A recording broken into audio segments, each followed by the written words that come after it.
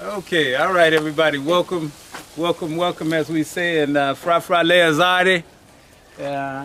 They say Akwaba. Of course, it's what you hear the most when you're here in Ghana. That's chief for welcome. And of course, welcome. So what I'll do is we'll walk through fast or slow. Sometimes I can take hours. Other times we can do it quickly in minutes. If you have any questions, feel free. Don't worry about being messing up anybody's recordings, because the information is more than, is more important, and your questions are important. Okay, so I'll start off here. My wife is from the north of the country, and they call it Bolgatanga in this area. One of the heroes or sheroes from that area is a woman called Apoko Kanyani. Apoko Kanyani was back during the slave trade days when there were other Africans and Europeans gathering Africans from the north. She was able, with her pestle, and this is the reason she has a pestle, to basically, a pounding, was basically able to ambush some of these slavers, and one in particular, and bashed his head, killed him on the spot. So they decided maybe this is not the best place to come, for more, and provided relative security, just the reputation of her and the ladies there and what had happened, and the word got back. So they said, let's leave this spot alone. So even if you go there now, you'll find that people have a different kind of attitude about being conquered, you see. And real good. Say the name again, please. Apoko Kanyani. Apoko Kanyani. That's a Frafra name. Okay. Now, some of these we won't go so far as Queen T. I know a lot of you have been, in the African-centered community a long time. Very, very prominent queen in 18th dynasty. She's related as either the mother or the aunt, or different stories to Akhenaten and Amenhotep III. So that's Queen T. And if a lot of you, I know Brother Asa Hilliard, and he's always tell us this was maybe his favorite queen, with a combination of things: power, beauty, grace, influence, wisdom, the whole thing. So this is sisters on the cover, on the front. When you come in, I want everybody to know Queen T when they drive in that gate. Ashe. Okay. Now, of course, I don't have to say too much about the Honorable Marcus Mosiah Garvey.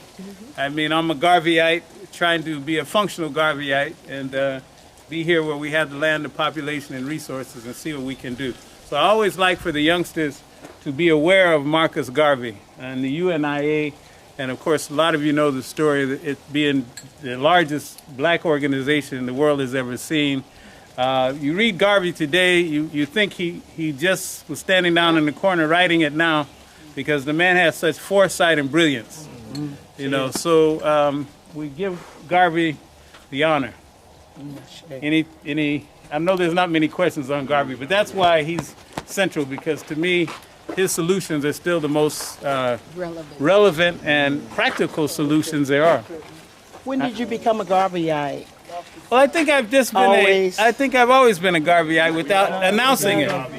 Yeah, I'm just trying to take it to the functional level, Absolutely. as opposed to just talking about the but things start with talk, so I don't, we talk and then hopefully we act. Kwame Nkrumah, of course, a lot of you know he's Ghana was the very first country in Africa to get its independence, and a lot of you will hear a lot more about Kwame Nkrumah on this trip. So I won't go too far with it, other than to say that he was the very first leader of independent post-colonial state in Africa, and of course it was in the development, freeing the African mind, a lot of the shackles that we had accumulated over the years of colonialism. And of course, he's a great man here in Ghana. This particular portrait of Dr. Kwame Nkrumah, yes, is extra special. Because the vividness and the color of the artist's rendition of it is like so real. Like right here, right now. I mean, they're all wonderful. And they're different artists. I was going to say, that was where I was coming. You can see a different artist. The shift. The first three artists is, I have a Rasta friend who's very brilliant with the abstract art. As you can see, it's a different. This one is a little more realistic. This is a different guy here. I'll talk to you about these two in a second. These two are local. I'm in New Ningo, so these are the founders of New Ningo. Jonas Karbu, who was the first person here, and